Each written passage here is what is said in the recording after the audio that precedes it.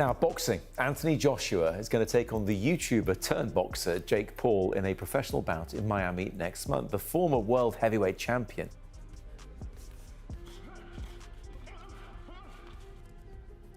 I stepped up. We both agreed terms, no complication, no egos involved, and we got to fight together. I'm happy. It's an interesting fight for the public, for myself.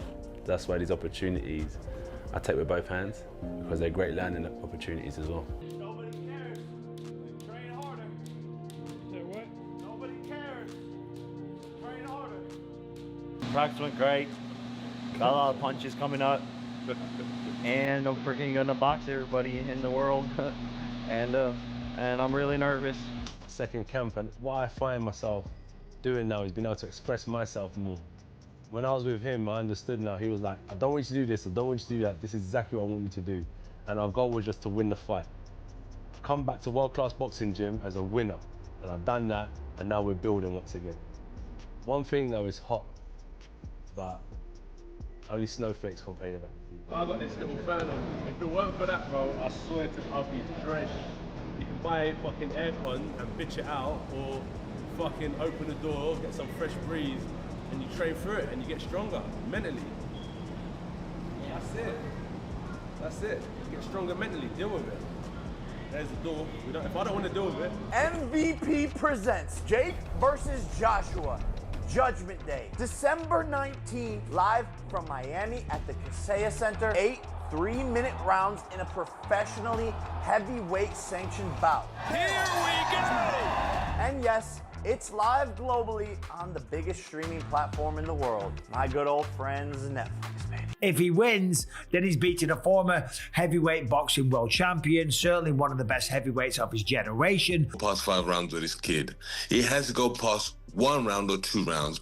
Past beyond 4 or 5 rounds, you know, people are going to be doubting you as a fighter himself. So he has to smoke him out like what he did Francis Ngannou. First of all, Carl Froch launched a brutal dismissal of a potential Jake Paul versus Anthony Joshua fight, framing it as a clear symptom of Joshua's decline. He contended that Joshua's recent record proves he is no longer the elite force he once was, making this matchup a strategic financial move rather than a competitive one. In Froch's view, by choosing to face an influencer like Paul, Joshua is signaling that his days at the top are over. This fight, therefore, isn't seen as a return to form, but as a final cash grab for a champion who has lost his way in the sport. Professional heavyweight fight against an elite world champion in his prime. Fake Paul, let me stop you right there. Anthony Joshua, in his last 7 fights, has been beaten 3 times. The 4 fighters that he beat didn't come to win. So he's not in his prime, is he? He's literally at the end of his career, pretty much finished. And this is why taking this fight with you is telling you all you need to know. It's a cash out. You might as well just cream as much money as he can at the end of his career, fighting an absolute joke shop in clown world. When I beat Anthony Joshua, he says, every doubt disappears. Come on. I mean, if this is a straight up AJ versus Jake Paul, then we all know what should happen. This is a 1-round job. Shifting the perspective, former Olympian Tony Jeffries acknowledged Anthony Joshua's sheer dominance, describing him as a complete and formidable professional. While he respected Jake Paul's ambition and courage for taking the fight, Jeffries believed this was a catastrophic miscalculation. He argued that Paul has finally bit off more than he can chew by stepping into the ring with a force like Joshua. Ultimately, Jeffries predicted a swift and brutal conclusion, stating Joshua would likely end the fight within the first 3 rounds.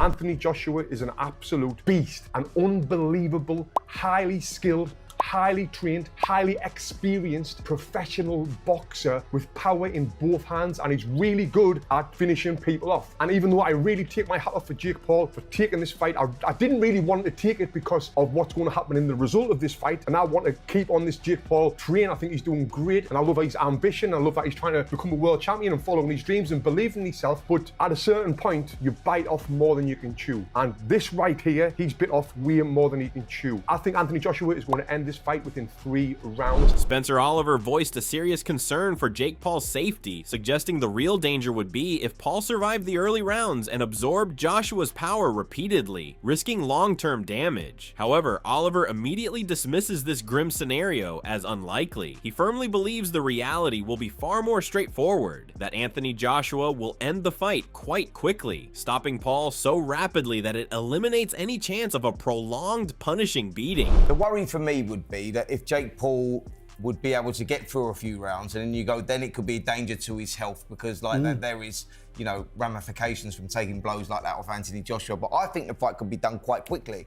And when you're talking about the dangers and death and all that, I don't see it like that because I don't think that Jake Paul will be able to hang in there long enough to get any sort of serious. From the perspective of Nakisa Badarian of Most Valuable Promotions, he framed this as a high-stakes opportunity for both fighters. For Jake Paul, it's a chance to achieve the impossible by silencing his critics and entering the world title conversation with a victory. For Anthony Joshua, it's a massive global event for his comeback, where knocking out Paul would make him a hero to many in the sport. Badarian directly addresses the criticism, acknowledging that it angers boxing purists that they've gained such notoriety so quickly. When asked about the fear of injury, he dismisses the unique danger, stating that bigger mismatches happen in boxing every single weekend. I think for Jake, it's doing the impossible, silencing the doubters and putting himself in a position to be in conversation for a belt, and he gets that if he beats Anthony Joshua. And for Joshua, it's pretty simple. He's been out for quite a bit of time. He comes back and does one of the biggest events in the world. And if he knocks out Jake Paul, he will be idolized by many within boxing.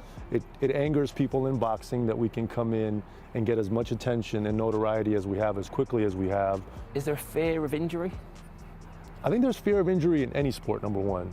Number two, I would say if you look at any boxing event on any given day, there's much larger mismatches than what this fight is. Moving ahead, David Haye delivered a brutally honest assessment, leaving no room for doubt about the matchup. He stated that even if Anthony Joshua had been in a coma for 5 years, he would still wake up and easily win this fight, calling them two completely different specimens. Haye was emphatic, declaring he cannot see any version of reality where Jake Paul even wins a single round, let alone the fight itself. He ended by saying that if Jake Paul has even a single minute where he looks better than Anthony Joshua, that moment alone would count as a massive win for him. Looking at this fight, Joshua could have been in a coma for the last 5 years. He would have woke up, got out of bed, and he would win this fight. He's two completely different specimens in there. I can't see any version of reality where Jake Paul somehow finds a way to win one round, let alone win the fight.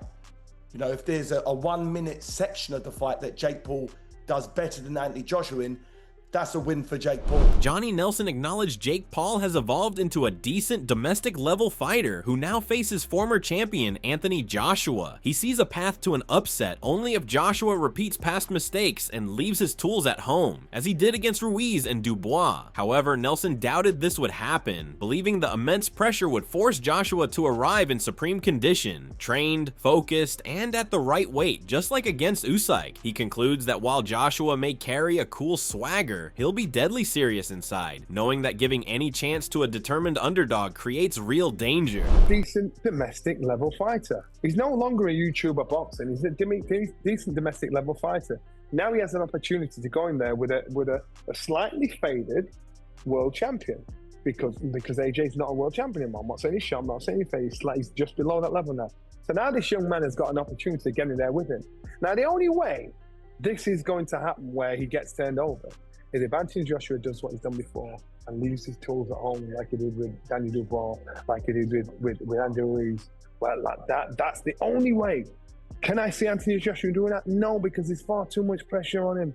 But this is far too much pressure. And he has to come in at the supreme weight. The weight he came in against Alexander Usyk. That means he's trained. He's got the weight down. So therefore, he's not going to come in and think, oh, this is the pushover. He's going to have a nice, cool swagger about him thinking, I'm going to get this job done. But in his head, he's got to say, I'm going to be seriously on point here, because if you give a man a chance that hasn't got one, then you got a problem. Promoter Frank Warren acknowledged that on paper, Anthony Joshua is the overwhelming favorite, a natural two-time heavyweight champion who will possess a significant size advantage. However, Warren heavily credited Jake Paul, calling him a brilliant showman and arguably the best self-promoter in the sport for successfully monetizing his fame. He emphasized that Paul is now a fully committed professional, making a significant leap from beating low-tier fighters to facing a former world champion. Even as a heavy underdog, Paul's seriousness turns this into a real, high-risk, high-reward fight, one where he stands to gain everything. On paper, everybody's going to say that he's a big favourite. He's the two-time world champion. He's a natural heavyweight. He's a big guy. I understand there's a weight clause, so he's going to have to be at least a stone heavier than he was for his last fight. If that's what I'm hearing is true. But it's, you know, for Jake, who's a brilliant promoter, he trains as a professional fighter. He's a licensed boxer now. Obviously, the early days, the celebrity opposition weren't so good, but then again, he's got, no amateur experience. And now he's, you know, people have said, when you're going to fight someone, well, Jesus, I mean, he took that game from one extreme to the other. He's really up there now, and he's fighting, as I say, a two-time world champion, natural weight, heavyweight. He's gonna have his hands full. He's gonna be a big underdog, a big underdog. But you know what? People watch it because they think it's a car crash. Meanwhile, Benavidez Sr. also believed Anthony Joshua's size and skill are ultimately too much for Paul at this stage. He pushes back against the idea that it must be an early knockout to avoid embarrassment. He argues Paul is a well-trained, pretty good fighter who could extend the bout into the later rounds or even to a decision. While doubting Paul can win, he believes the matchup will be competitive and exciting, making it a must-see event that he personally wants to watch. You know, don't count him out. You know, I think that's a very dangerous fight for Jake Paul. But at the end of the day, you know, we could have a big upset, you know. But I think that AJ is too much for Jake Paul at this point, and he's bigger than Jake Paul, in my opinion. Do you think it's competitive? A lot of people are saying if AJ doesn't get him out of there in 2 rounds, it'll be a huge embarrassment. I don't think that's not the case, that he's gonna get Jake Paul. At the end of the day, Jake Paul has been training hard too, and you know, he's a pretty good fighter. I don't think he would take him out in 2-3 rounds. I think maybe in the later rounds, or it might go to decision, you know, but I don't think that Jake Paul can take AJ out. I mean, or AJ could take Jake Paul. Maybe, you know, but I don't know. It's just going to be an exciting fight. I think I want to see that fight, to be honest. From a strategic standpoint, Michael Bisping argues this fight is a pure win-win for Jake Paul, regardless of the result. A victory would be historic, cementing his name by defeating a generational heavyweight talent who physically dwarfs him. But crucially, even in a loss, Paul still emerges victorious in the court of public opinion by simply having the courage to step into the ring with a fighter of Anthony Joshua's caliber. He proves his doubters wrong, validates his serious intent, and elevates his status simply by being willing to test himself at the highest and most dangerous level. That it's a lose-lose. Well, no, we'll start with Jake Paul first. The reason I say it's a win-win for Jake Paul is because, listen, if he wins, then he's beating a former heavyweight boxing world champion, certainly one of the best heavyweights of his generation, and of course, a man that is way bigger than Jake Paul. Of course, it's a win. And if he loses, it's still a win for Jake Paul because he had the balls. He was man enough. He was willing to test himself. He would prove everyone wrong, all his critics, like me, by the way. A passionate boxing fan made the case for a potential Jake Paul upset, arguing that while Paul is a very poor boxer, his unorthodox technique and proven knockout power present a real threat. The fan pointed out that Anthony Joshua is under immense global pressure, and if Paul would land his signature overhand right, Joshua's chin and his nerve could falter. The key, according to the fan, is for Paul to survive the early rounds. If the fight reaches 2 or 3 rounds, the psychological weight on Joshua could become unbearable, turning the tide in the underdog's favor. Do you think he can win? Jake Paul?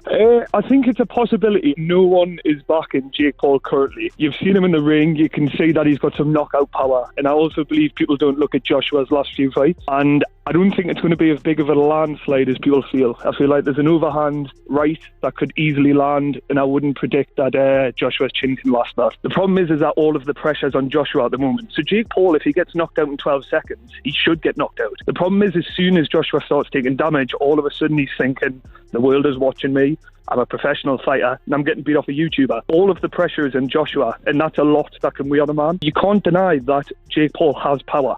I think it's one of his only attributes. I think he's a very poor boxer, but what he does have is a weird technique where you don't know what he's got power. How do we know he's got power? He's knocked people out. Joshua has all of the world looking at him thinking you should walk him over. If it gets 2 rounds, 3 rounds inside, I think Joshua loses. However, Chael Sonnen dismissed any debate about exhibition rules, stating that as long as both men are throwing punches at full speed, the specifics don't matter to him. He looked at the fight in the simplest terms. It will be a one-sided affair. Without needing to analyze the fine print, he bluntly predicted the outcome would likely be one-sided. Ado Ladip framed it as a simple $100 million payday for Anthony Joshua that he'd be stupid to turn down. He stated it should be easy work, with Joshua capable of a one-round knockout. Oladipo pointed out that under British boxing standards, Paul wouldn't even be a regional cruiserweight champion, while Joshua remains a top 10 world heavyweight with a 60-pound size advantage, superior power, and better skills. I see the fight being one-sided, and people keep saying, well, slow down, wait till you hear what all of the rules under exhibition clause mean. As long as they're throwing punches at one another full speed, I don't need to know what the rest of those bylaws say to tell you it's likely a one-sided beating. Oladipo sees this as a complete no contest where Joshua should easily destroy him. In a brutally honest takedown, Wade didn't hold back in his assessment of the Jake Paul versus Anthony Joshua fight, calling it potentially the worst mistake of his career. He emphasized the dangerous physical mismatch, noting Paul is a natural cruiserweight while Joshua remains an elite, chiseled heavyweight. Using a brutal analogy, Wade highlighted Joshua's 6-inch reach advantage as a critical factor, concluding the fight makes no sense and is simply terrifying for Paul. Derek Chisora has framed this as a high-stakes test of Anthony Joshua's dominance, where anything less than a swift victory will be seen as a failure. I get it, right? If someone knocks on your door and says, do you want to fight Jake Paul for 100 million? You're like, you'd be stupid to say no. No, I don't want that 100 million for what would be and will be and should be easy work for AJ. Like, well, why are you going to turn down 100 million? AJ should and could, more should, knock out Jake Paul in a round. In a round. Like, if Jake Paul was over here fighting under our British Boxing Board of Control, I don't think it would be a Southern Area Cruiserweight champion. AJ is a former unified heavyweight champion of the world that I still believe is a top 10 heavyweight in the world. Just. Like, AJ should be able to destroy him. AJ is going to be 60 pounds or so bigger than him. AJ hits like a truck. AJ is a better boxer. Like, this is a no contest from the beginning.